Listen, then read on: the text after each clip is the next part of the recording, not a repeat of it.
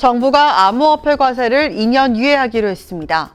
정부는 새 정부 경제정책 과제를 통해 금융투자소득세 도입과 암호화폐 과세를 2년 유예한다고 밝혔습니다. 금융감독원이 코빗에 실명 계좌를 발급한 신한은행에 대한 검사에 나섭니다. 이에 신한은행은 실명 계좌 발급과 관련한 자료를 다음 주까지 제출하라는 요청을 받고 준비하고 있습니다. 검찰이 권도영 테라폼랩스 CEO의 탈세 의혹에 대해 수사에 나섭니다.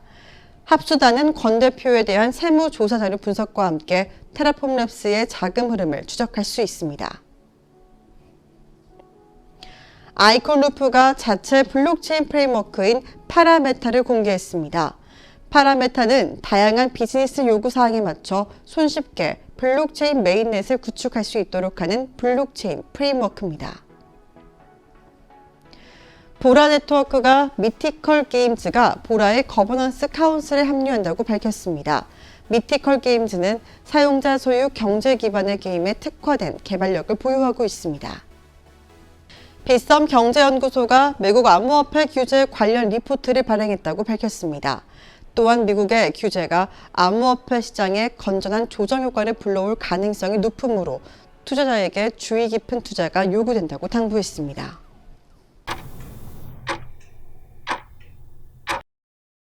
코인을 왜 그냥 사? 정보 보고 사야지.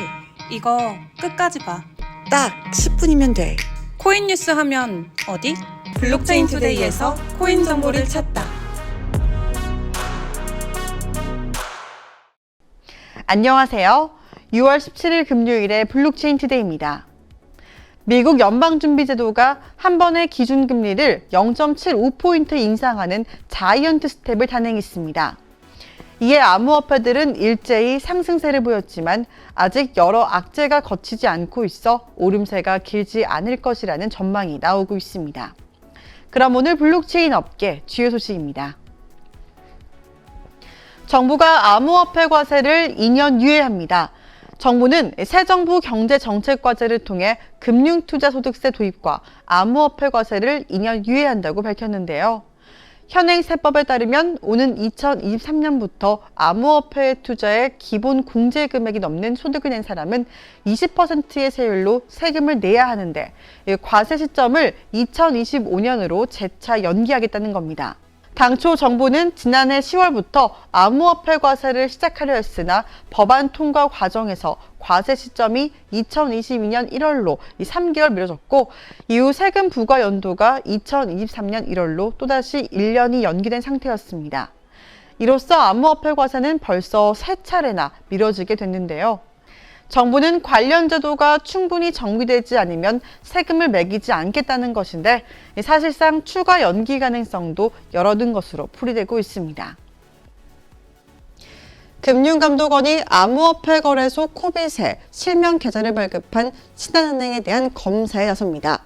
최근 루나 사태로 암호화폐 관련 문제가 불거진 이후 이뤄지는 검사인 만큼 자금 세탁 방지 업무에 대한 자세한 검사가 이뤄질 것으로 예상되고 있는데요. 이번 검사는 일반 은행 검사국이 아닌 자금 세탁 방지실을 통해 진행됩니다. 신한은행은 최근 금감원으로부터 실명 계좌 발급과 관련한 자료를 다음 주까지 제출하라는 요청을 받고 준비하고 있는데요. 이번 점검을 두고 업계에서는 암호화폐 업권에 대한 직접적인 감사가 어려운 금감원이 주의로 검사 반경 넓힌 것이라고 보고 있습니다. 다만 금감원은 이번 신한은행 검사가 루나 사태로 인한 긴급 점검이 아니라 기존에 세웠던 검사 계획에 따라 진행하는 것이라고 설명했습니다. 루나 폭락 사태를 수사하는 검찰이 권도영 테라폼랩스 CEO의 탈세 의혹에 대해서도 본격 수사에 나서고 있습니다. 서울 남부지검 금융증권범죄 합동수사단은 최근 서울지방국세청 조사 4국을 압수수색해 권 대표에 대한 특별 세무조사 자료를 확보했는데요. 앞서 권 대표는 공동창업자 신현성 씨와 등과 함께 세금을 탈루한 혐의로 지난해 6월에 서울지방국세청에 특별 세무조사를 받은 바 있습니다. 국세청은 이들이 이 암호화폐를 거래로 하면서 얻은 이익을 해외 조세회피처에 빼돌린 사실을 확인하고 법인세와 소득세 등 500억 원가량을 추징한 것으로 알려졌는데요. 합수단은 권 대표에 대한 세무조사 자료를 분석해서 탈세 혐의를 입증하는 한편 블록체인에 기록된 전자지갑들의 암호화폐 거래 내역을 분석해서 테라폼랩스의 자금 흐름도 추적할 계획입니다.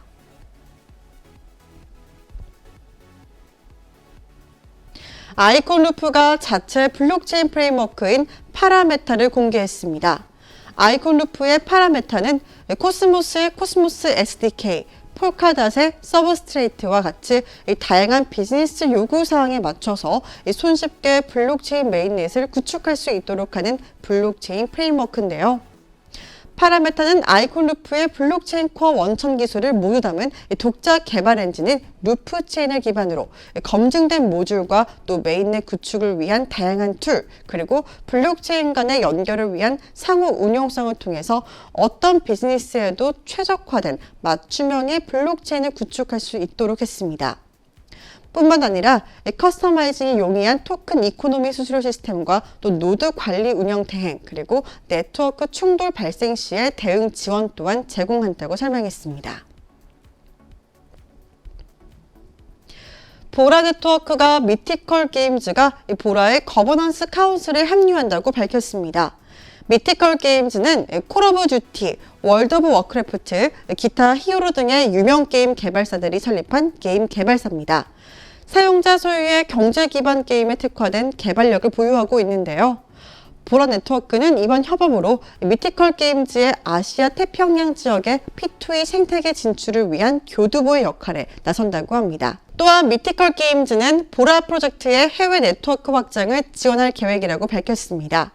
엔터테인먼트의 웹 3.0화에 앞장서고 있는 모습에 업계 기대를 모으고 있습니다. 암호화폐 거래소 빗썸사나 빗썸경제연구소가 미국 암호화폐 규제 관련 리포트를 발행했다고 밝혔습니다. 또한 연구소는 리포트를 통해 미국의 규제가 암호화폐 시장에 건전한 조정 효과를 불러올 가능성이 높으므로 투자자에게 주의 깊은 투자가 요구된다고 당부했는데요. 법안은 앞으로 미국에서 이 비트코인과 이더리움은 상품선물거래위원회가 관리하고 이외 모든 코인은 증권거래위원회가 담당하는 것을 골자로 하고 있습니다. 두 의원은 법안을 통해서 알트코인 대부분이 증권의 성격을 가지는 반면 비트코인과 이더리움은 통화 그리고 이자율 같은 상품에 속한다는 점을 강조했습니다. 또한 부수 자산이라는 개념을 도입해서 NFT처럼 그레이존에 위치한 암호화폐에 대해서도 공시를 요구할 계획인데요. 한편 법적 요구사항을 충족한 경제력이 있는 알트코인만이 살아남게 될 것으로 전망돼서 투자자들에게는 주의 깊은 투자가 요구되고 있습니다. 오늘 4분기에는 비트코인이 바닥을 칠 수 있다는 전망이 나오고 있습니다. 암호화폐 분석가 렉트 캐피털은 2015년 비트코인은 반감기 547일 전에 또 2018년에는 반감기 517일 전에 바닥을 쳤다 이렇게 전했는데요. 이번에는 2024년 4월에 반감기를 앞두고 있어서 올해 4분기쯤에 가격이 바닥을 칠 수도 있다고 설명했습니다. 자세한 비트코인의 전망과 차트 분석은 정오에 방영되는 블록체인 투데이 플러스 통해서 함께 알아보겠습니다. 그럼 소통의 시간에 만나요. 안녕.